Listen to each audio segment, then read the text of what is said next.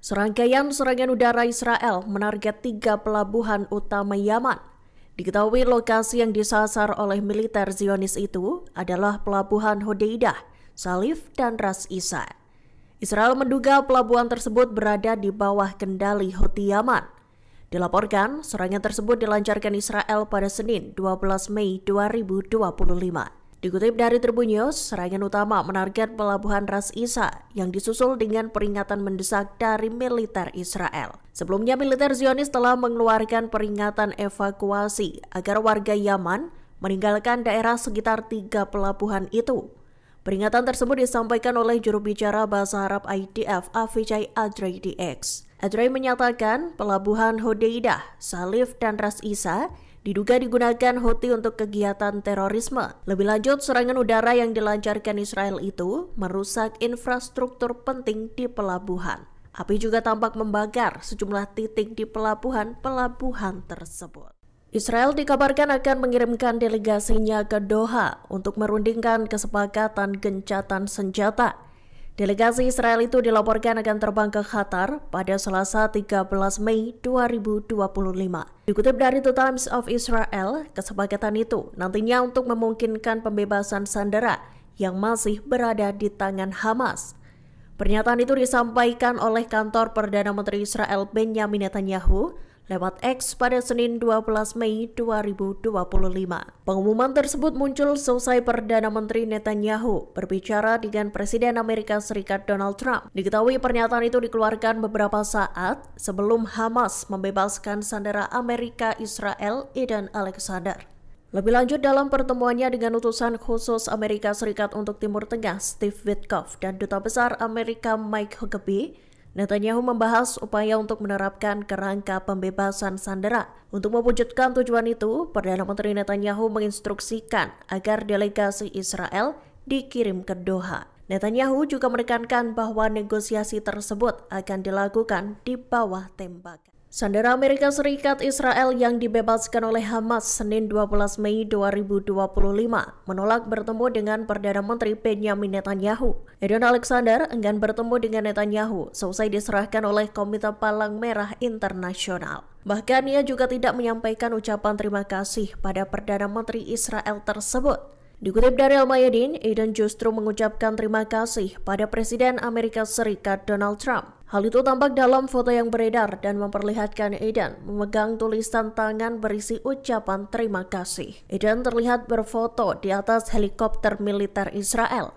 Di sisi lain, Hamas mengonfirmasi bahwa pembebasan Eden difasilitasi oleh komunikasi dengan pemerintah Amerika Serikat. Selain itu, pembebasan sandera berkewarganegaraan ganda ini juga bertujuan untuk mengamankan gencatan senjata. Begitu juga agar penyeberangan dibuka untuk mengizinkan masuknya bantuan kemanusiaan ke Gaza. Israel resmi mengajukan permintaan ke Pengadilan Kriminal Internasional ICC untuk mencabut surat perintah penangkapan terhadap Perdana Menteri Benjamin Netanyahu. Tak hanya itu, mereka juga meminta pencabutan surat perintah penangkapan terhadap mantan Menteri Pertahanan Yoav Gallant. Permintaan ini diajukan sembari ICC mempertimbangkan tantangan Israel terhadap yurisdiksi pengadilan terkait konflik di Gaza. Dikutip dari Reuters, dokumen tertanggal 9 Mei itu diunggah ke situs resmi ICC pada Minggu 11 Mei 2025.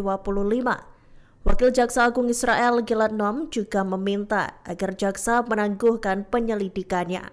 Diketahui, ICC tengah melakukan penyelidikan terkait dugaan kejahatan perang dan kejahatan terhadap kemanusiaan di Palestina. Sebagai informasi, surat perintah penangkapan Netanyahu dan Gallant itu dikeluarkan pada 21 November. Perintah tersebut juga berlaku untuk pemimpin senior Hamas Mohammed Deif.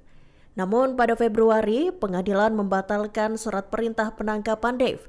Selesai mengonfirmasi, pasukan Israel langsung memulai lagi serangan udaranya di Gaza. Selesai Hamas menyerahkan sandera berkewarganegaraan ganda. Pesawat-pesawat tempur F-16 dan drone melayang-layang di langit Gaza. Serangan itu diketahui dilesatkan militer Zionis setelah sandera Amerika Serikat Israel Eden Alexander dibebaskan. Seperti diketahui, Eden dipulangkan ke Israel pada Senin 12 Mei 2025. Di saat itu, militer Israel disebut menangguhkan serangan-serangannya demi menciptakan koridor aman dalam pembebasan Eden. Sebelumnya, Israel sendiri juga menegaskan bahwa mereka ingin menghadirkan ruang aman dalam pembebasan Eden dari Gaza. Namun, Perdana Menteri Israel Benjamin Netanyahu menekankan bahwa tak akan ada gencatan senjata dalam bentuk apapun. Setelah pembebasan Eden, militer Zionis kembali melesatkan serangannya ke Gaza.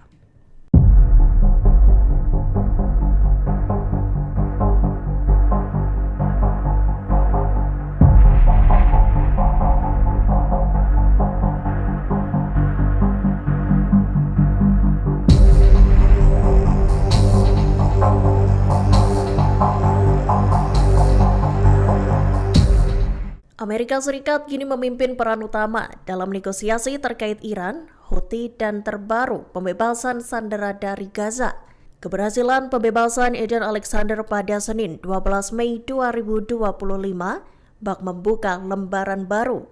Negosiasi lanjutan untuk mencapai kesepakatan menyeluruh diyakini akan segera dimulai. Nasib puluhan sandera lainnya yang masih ditahan pun dikatakan bergantung pada langkah-langkah Presiden Amerika Serikat Donald Trump. Dikutip dari Al-Mayadin, Amerika Serikat juga tengah bekerja secara aktif untuk menemukan dan memulangkan sisa-sisa jasad 4 sandera Amerika lainnya yang diyakini tewas di Gaza. Lebih lanjut, jelang kunjungan Trump ke Timur Tengah, keluarga sandera menaruh harapan pada Presiden Amerika Serikat itu. Mereka meminta Trump untuk menjadikan pembebasan 59 tawanan Israel sebagai prioritas utama dalam misinya. Keterlibatan aktif Amerika memperlihatkan perubahan dinamika regional, yang mana Washington semakin dominan dalam proses negosiasi yang sebelumnya didominasi oleh Israel. Pasukan Israel melesatkan serangan tertarget terhadap para anggota Hamas. Serangan itu menyasar kompleks Rumah Sakit Nasser di Khan Younis, Gaza Selatan. Militer Zionis IDF mengklaim kala itu Hamas tengah mengoperasikan pusat komando di kompleks medis tersebut. Dilaporkan banyak korban jiwa yang berjatuhan dalam serangan itu. Dikutip dari The Times of Israel Selasa 13 Mei 2025, IDF menegaskan bahwa kompleks Nasser terus digunakan oleh Hamas untuk merencanakan serangan. Pasukan Israel mengklaim Hamas menggunakan rumah sakit tersebut untuk membuat strategi penyerangan terhadap Israel. Bahkan IDF menyatakan bahwa RS tersebut digunakan secara khusus oleh pria yang menggantikan Ismail Barhom. Ismail sendiri adalah seorang anggota Biro Politik Hamas yang dibunuh pada Maret 2025 lalu.